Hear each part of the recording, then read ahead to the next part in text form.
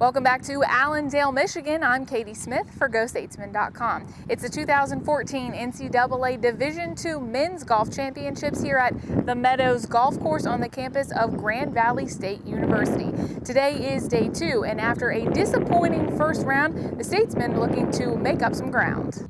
In a field of 108 golfers, only 10 of them shot par or better in the second round. Delta State University's Reed Lindsay was one of those golfers. Of course, Reed is playing much better today.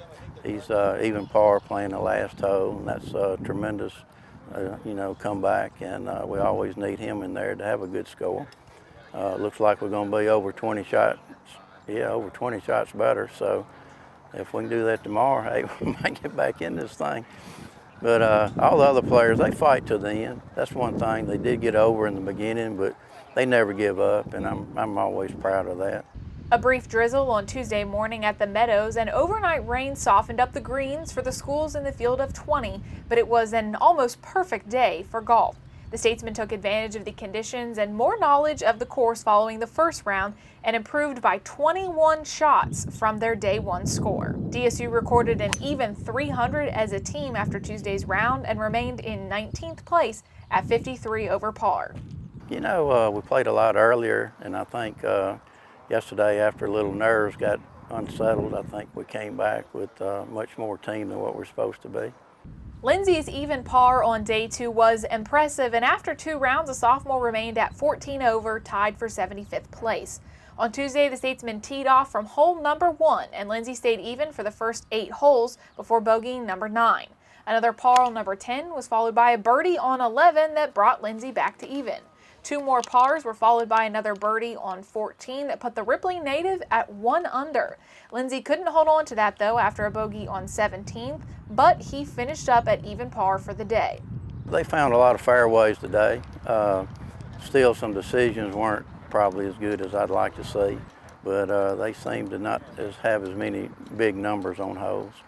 To make Lindsay's round even more impressive, the Meadows course is known for having a tough back 9, significantly tougher than the front 9. Grand Valley State commended players after the second round who shot par or better on the backside, stating that those scores were tremendous. Of the 208 birdies that had been made in the match so far, only 55 had been scored on the back 9 of the course. Lindsay's 2 birdies were on holes 11 and 14.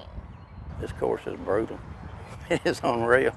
The rough's up to your knees almost, but it's the same course for everybody, but it's just something that we're probably not used to training for, and we found ourselves losing some balls and really some tough shots, but we came back today. I was proud of them today. It's a national championship, you're right, and it should define the best teams, and I think the best teams are playing well right now. We just it's getting to where we have to come from behind a lot now, because I think we get a little nerves and our expectations are really high in the beginning. 2 birdies turned out to be the theme for Delta State's second round. Freshman Zach Pritchett started the day off right with a birdie on the first hole. Another on number 6 had Pritchett at 2 under par heading into holes 8 and 9, but bogeys there put him back at even going into the turn. Pritchett shot par on 6 of the final 9 holes. Bogeys on 10, 12, and 18 gave him a 3 over score for the day. After the first 2 rounds, Pritchett sat at 16 over par, tied for 84th place.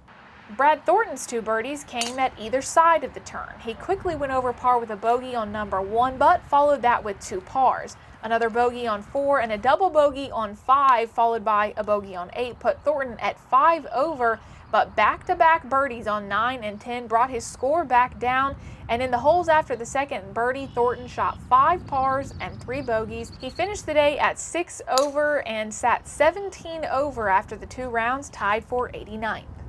After being the glue that held the team together on the opening day, Chad Couples was one of the first golfers to tee off on the second day. Unfortunately, he didn't get a great start, beginning his day with 4 bogeys in a row and then a double bogey.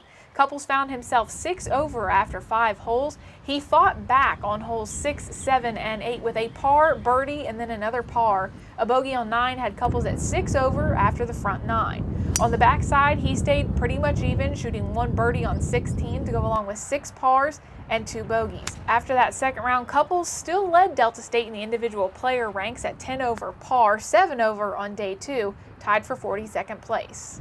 Cameron Thomas repeated his score from the opening round, shooting back-to-back 10-over pars to sit at 20 over, tied for 99th in the standings. He had to fight back after getting down early in the second round with a triple bogey on the first hole. Thomas followed that with 2 pars and a birdie, but then finished out the first 9 with 5 straight bogeys. He made up more ground with a birdie on number 10, but recorded 2 more bogeys and a double bogey on the back 9.